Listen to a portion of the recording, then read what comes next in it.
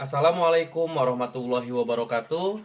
Kembali lagi bersama Bapak Waryana Agung Suganda. Hari ini kita bakal belajar PPKN di kelas 11 dengan judul modul yaitu Sistem Demokrasi dan Dinamika Demokrasi di Indonesia.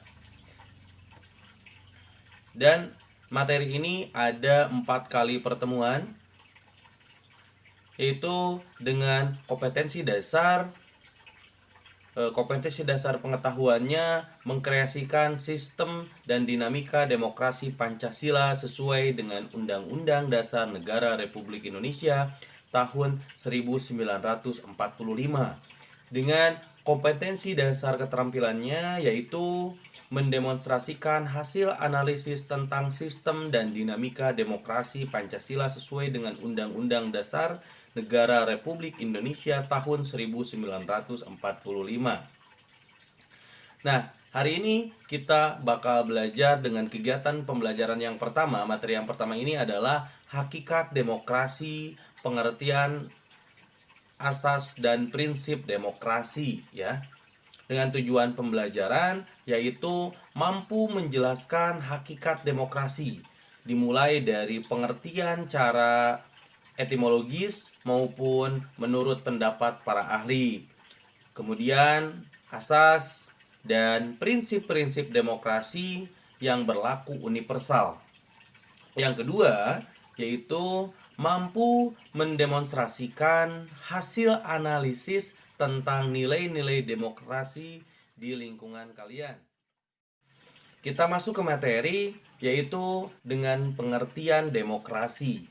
Baiklah, anak-anakku sekalian, kita lanjutkan kembali ke pembahasan tentang sistem demokrasi dan dinamika demokrasi di Indonesia. Mengapa persoalan ini begitu penting kita pelajari? Ya, karena setiap negara di dunia tidak ada satupun yang ingin dicap sebagai negara yang tidak demokrasi. Ya. Mereka berusaha untuk menerapkan asas, ciri, dan prinsip demokrasi dalam kehidupan bernegaranya masing-masing. Ada yang menyatakan negara yang modern adalah negara yang menerapkan demokrasi di negara tersebut. Artinya, pengakuan partisipasi rakyat dalam pemerintahan dan adanya pengakuan terhadap jaminan harkat dan martabat manusia sudah tidak bisa ditawar-tawar lagi.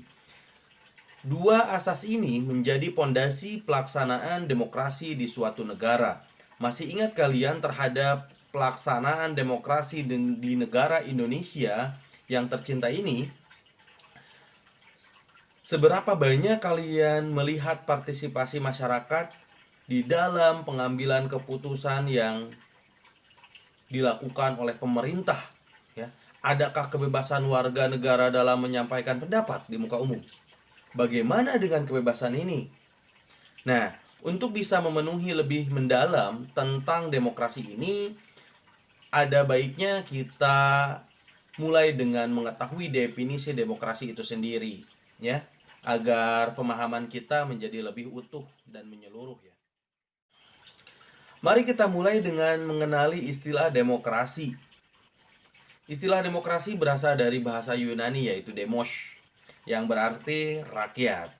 Krotos atau kretein yang artinya pemerintah. Dalam arti sederhana, demokrasi dapat diartikan dengan pemerintahan oleh rakyat. Menurut Abraham Lincoln, demokrasi adalah pemerintahan dari rakyat, oleh rakyat, dan untuk rakyat. Dalam pemerintahan yang lebih kompleks, demokrasi berarti suatu sistem pemerintahan yang mengabdi kepada kepentingan rakyat dengan tanpa memandang partisipasi mereka dalam kehidupan politik. Sementara mengisi jabatan-jabatan politik dilakukan dengan dukungan secara suara rakyat, dan mereka memiliki hak untuk memilih dan dipilih ya. Hampir semua negara di Indonesia menyatakan dirinya sebagai negara demokratis, yang berarti pada setiap warga negara berupa mengedepankan rakyat sebagai elemen utama dalam pemerintahan. Walaupun dalam kenyataannya pengertian demokrasi dapat diterjemahkan berbeda-beda ya pada setiap negara, tergantung pada ideologi, latar belakang sejarah bangsa, kehidupan sosial, ekonomi maupun kultur budaya yang melatar belakanginya. Tengok saja pelaksanaan demokrasi di negara Indonesia akan berbeda dengan demokrasi yang diterapkan pada negara Cina maupun negara lainnya. Hal ini tergantung pada ideologi yang mendasari negara ataupun karena budaya yang berbeda. Kita ketahui Cina sampai saat ini masih menerapkan demokrasi komunis, sementara Amerika Serikat dengan demokrasi liberalnya dan Indonesia dengan demokrasi Pancasilanya. Masing-masing negara yang mengimplementasikan demokrasi sesuai dengan kebutuhan dan kecocokan dengan kondisi negaranya. Prinsip demokrasi yang berlaku universal. Hampir semua definisi tentang demokrasi semata-mata mengenai demokrasi sebagai bentuk ketatanegaraan. Hal ini tentu kurang tepat. Menurut Profesor M.R.A.W. Bonger, demokrasi dapat dijumpai di luar lapangan ketatanegaraan, misalnya di dalam dunia perkumpulan atau organisasi yang merdeka. Nah, pembangunan demokrasi suatu bangsa sudah pasti akan berbeda antara negara yang lainnya, karena pembangunan demokrasi ini ditentukan oleh berbagai faktor yang melingkupi negara tersebut. Pembangunan demokrasi ini akan disesuaikan dengan prinsip-prinsip demokrasi yang berlaku universal ya.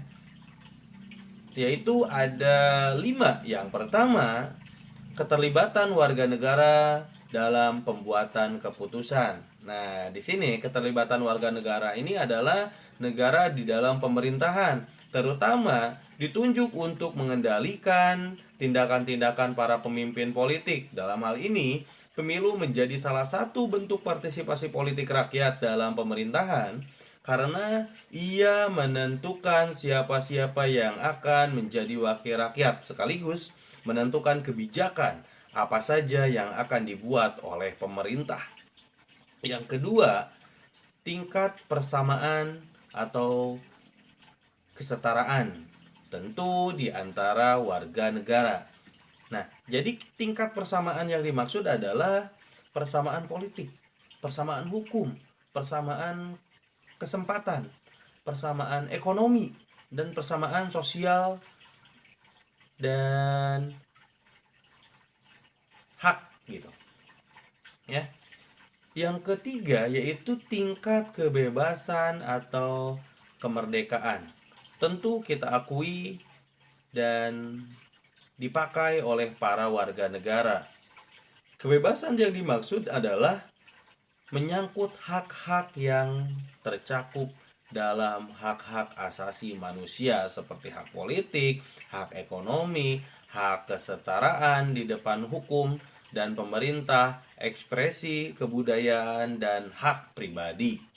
Dalam pemerintahan yang mendasari hak-hak tersebut yang diakui dan dilindungi oleh negara ya. Yang keempat, penghormatan terhadap supremasi hukum ya. Jadi hukum ini adalah yang tertinggi ya, karena semua warga negara tanpa kecuali patuh ya, taat kepada hukum dan bersama kedudukan di depan hukum gitu kan. Janganlah politik dijadikan panglima, tetapi hukumlah yang harus dijadikan panglima di negara ini ya, agar pemerintahan dapat berjalan sesuai cita rasa keadilan gitu. Yang kelima yaitu perilaku berkala untuk menjaga keseimbangan pemerintah dan membangun demokrasi, maka pemilu dapat menjadi suatu alat untuk menegakkan nilai-nilai demokrasi gitu.